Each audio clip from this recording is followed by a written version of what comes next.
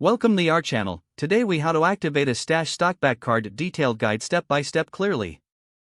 To activate your Stash Stockback card, start by ensuring you have your card on hand. Open the Stash app on your smartphone or tablet.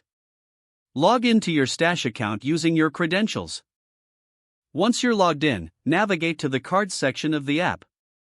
Select the option for the Stash Stockback card. You will see an Activate Card button. Tap on the Activate Card button to begin the activation process. Next, read through the terms and conditions carefully. If you agree to the terms, check the box to indicate your acceptance. Now, enter the card number printed on the front of your Stockback card. Double-check that the number is entered correctly to avoid any errors. You will also need to input the expiration date of your card. This date is located on the front of the card.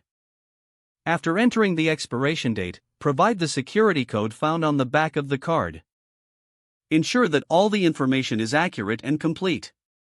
Once you confirm that everything is correct, tap the Submit button. The app will process your activation request. You should receive a confirmation message once your card is successfully activated. If there are any issues, follow the prompts to troubleshoot or re-enter your details.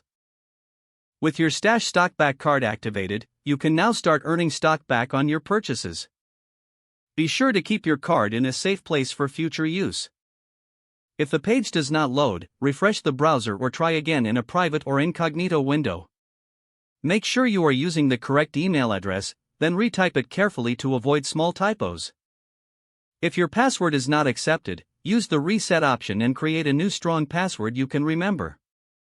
Check your spam folder for verification or security emails, then complete any requested confirmation steps. Enable two-factor authentication if available to improve account security and reduce unauthorized access risk.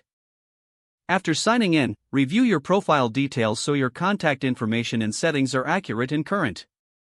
If you see an error message, note it down and try again after restarting your device and internet connection. Don't forget to like this video and subscribe to our channel for more step-by-step tech guides.